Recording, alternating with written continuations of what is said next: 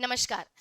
SMJ के platform में एक बार फिर से आप सभी का बहुत बहुत स्वागत है एक नंबर पक्का सीरीज में। आज का हमारा टॉपिक है रोबोट के कंपोनेंट्स और हम जानेंगे कुछ इंटरेस्टिंग करंट अफेयर्स के बारे में जो कि एग्जाम में पूछे जा सकते हैं। चलिए, रोबोट के कंपोनेंट्स मतलब रोबोट के भी अलग अलग पार्ट्स होते हैं, जैसे ह्यूमन बॉडी के अलग अलग पार्ट्स होते हैं। स्टार्ट करते हैं सबसे पहले कंट्रोलर से। कंट्रोलर जो होता है वो रोबोट का सबसे मेन पार्ट होता है, जिसे रोबोट का ब्रेन भी कहा जाता है। तो जैसे हमारा ब्रेन हमारे बॉडी के सभी ऑर्गन्स के बीच में कोऑर्डिनेशन एस्टैब्लिश करता है, सेम ऐसे ही रोबोट में भी सभी पार्ट्स में कोऑर्डिनेशन एस्टैब्लिश करता है कंट्रोलर। तो ध्यान रखें, ह्यूमन के ब्रेन से रोबोट का कौन सा पार्ट मैच करता है? कंट्रोलर। इसके बाद बात करते हैं सेंसर की। तो अलग अलग तरीके के सेंसर रोबोट के पास होते हैं जो हमारे इंद्रियों से यानी हमारे सेंसरी ऑर्गन से मेल खाते हैं। जैसे कि विजन सेंसर होता है जो लाइट का सेंस उसे देता है, प्रॉक्सिमिटी सेंसर होता है जो कि डिस्टेंस का सेंस जो है वो रोबोट को देता है। इस प्रकार से हीट सेंसर और अलग अलग सेंसर रोबोट को लगाए जाते हैं। तो जो इंसानों की इंद्रियों से मैच करता है वो कौन सा पार्ट है? तो वो है सेंसर, और जो ब्रेन से करता है वो कंट्रोलर। चलिए, अब हम देखते हैं रोबोट के हाथ के बारे में। तो रोबोट का जो हाथ होता है, इसमें अगर आप इसके बाह की बात करें यानी कि आर्म की बात करें, तो इस पार्ट को कहते हैं मैनिपुलेटर, राइट। और जो उंगलियों जैसी संरचना जो इंसानों की फिंगर से मैच करती है, इस पार्ट को क्या बोलते हैं? इस पार्ट को बोलते हैं एंड इफेक्टर। तो जब भी पेंटिंग, ड्रिलिंग, पैकिंग या अनपैकिंग जैसे काम रोबोट को करने होते हैं तो वो किस पार्ट का यूज करता है? एंड इफेक्टर का उपयोग करता है। तो ये आर्म है और ये एंड इफेक्टर, राइट। इसके बाद हम देखते हैं एक्चुएटर। तो जैसे हमारी मांसपेशियां होती हैं, वैसे रोबोट में भी हम कुछ मसल्स लाइक कह सकते हैं कि डिवाइस फिट करते हैं, जिसे एक्चुएटर कहा जाता है।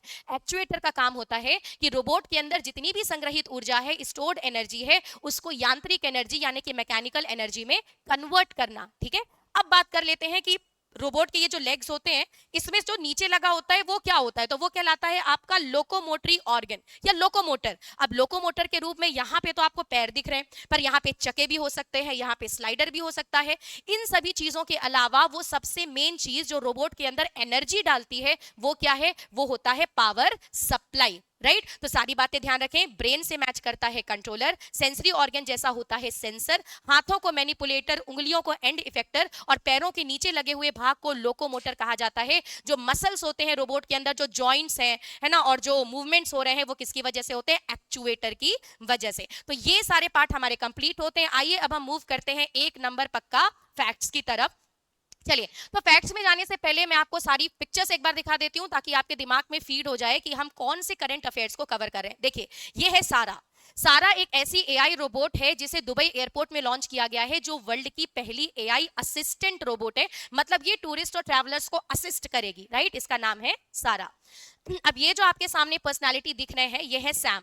सैम है वर्ल्ड के पहले पॉलिटिशियन रोबोट। पॉलिटिशियन रोबोट कहने का मतलब ये कि ये चुनाव लड़ सकते हैं। जी हाँ, न्यूजीलैंड के द्वारा इस रोबोट को बनाया गया है। एक ह्यूमनॉइड रोबोट है, राइट। इसके बाद अगर हम मूव करें और देखें, ये जो स्ट्रक्चर आपको दिख रहा है, जो आपको एक मेंढक जैसा दिख रहा है, ये है बेटा जेनोबोट। जेनोबोट का मतलब जब आप किसी लिविंग सेल को, अभी तक तो आप इलेक्ट्रॉनिक्स यूज कर रहे थे रोबोट बनाने के लिए, लेकिन अगर आप किसी जीवित कोशिका का इस्तेमाल करके कोई रोबोट बना रहे हैं तो ये बनता है जेनोबोट। तो मेंढक की लिविंग सेल्स को यूज करके ये जेनोबोट बनाया गया है। अच्छी बात ये है कि ये क्या कर सकता है? रिप्रोडक्शन कर सकता है, प्रजनन कर सकता है। तो ये बड़ा अनोखा कह सकते हैं कि डिस्कवरी हुई है रोबोटिक्स के फील्ड में।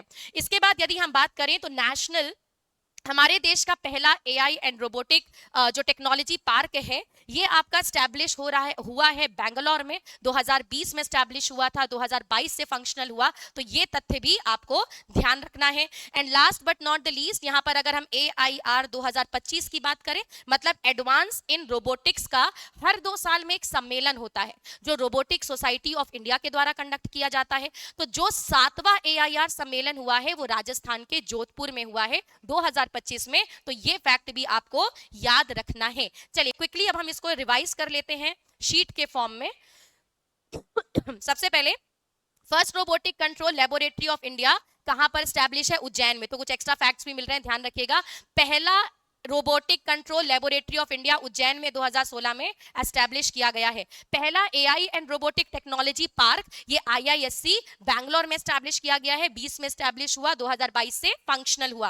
राजीव कुमार कमेटी किससे रिलेटेड है? तो जो राजीव कुमार कमेटी जो कि गठित हुई थी 2018 में, ये कनेक्टेड है एआई और रोबोटिक्स में होने वाले एडवांसमेंट से रिलेटेड। देन बात करें पहला अलाइव रोबोट, पहला जीवित रोबोट, मतलब जो जीवित कोशिका से बनाया गया है, वो है आपका जेनोबोट, जिसमें मेंढक की जीवित कोशिकाओं का उपयोग किया गया है।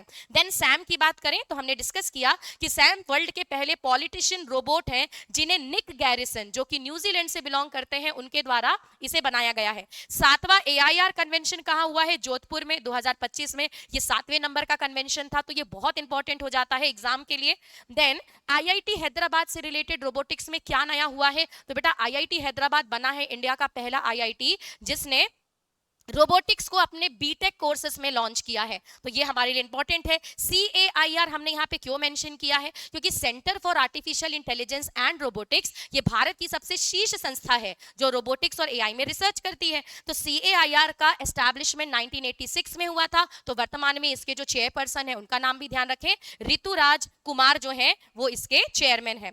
नेक्स्ट इंद्रजाल की बात करें तो इंद्रजाल जो है वो हमारी कंट्री का रोबोटिक एंटी ड्रोन सिस्टम है। एनिमी कंट्री के ड्रोन को आसानी से ट्रैक करेगा और रिजल्ट देगा। तो ये जो आपका एंटी ड्रोन सिस्टम है ये 2023 में एक स्टार्टअप कंपनी ग्रेन रोबोटिक्स के द्वारा बनाया गया। तो इसके बाद बात करते हैं लास्ट में सारा की। तो सारा मैंने आपको पिक्चर दिखाई थी ऑलरेडी। तो ये है वर्ल्ड की पहली चेक इन असिस्टेंट रोबोट जिसको दुबई एयरपोर्ट में लॉन्च किया गया है। तो ये थे रोबोटिक्स से रिलेटेड कुछ इंटरेस्टिंग फैक्ट। तो आज हमने कवर किया है रोबोटिक्स के पार्ट्स के बारे में, कंट्रोलर, एक्चुएटर। ध्यान रखिएगा, एक बार वीडियो और देख लीजिए, रट जाएंगी चीजें। और हमने डिस्कस किया है कुछ एक नंबर पक्का फैक्ट के बारे में। ये 10 फैक्ट हैं जो कि आपको ध्यान रखना है। चलिए, तो अगले सेशन में हम ऐसा ही कुछ इंटरेस्टिंग आपके लिए लेकर आएंगे जिससे आप देखें और 2 बार वीडियो को देख लें, ताकि आपको सारे के सारे जो फैक्ट्स हैं वो सिर्फ सुनकर ही याद हो जाएं। हर चीज को लिखने की कोशिश ना करें, क्योंकि बच्चे लिखते बहुत हैं। भरोसा रखें अपने माइंड में कि कुछ चीजें बिना लिखे भी याद हो सकती हैं। अगर आप 2 बार बहुत ही फोकसली सुन लेते हैं तो लिखने की आवश्यकता आपको नहीं पड़ेगी। चलिए, तो वेट कीजिए अगले सेशन का जिसमें हम कुछ और इंटरेस्टिंग आपके लिए लाएंगे। आज के लिए इतना ही। Thank you so much. जय हिंद।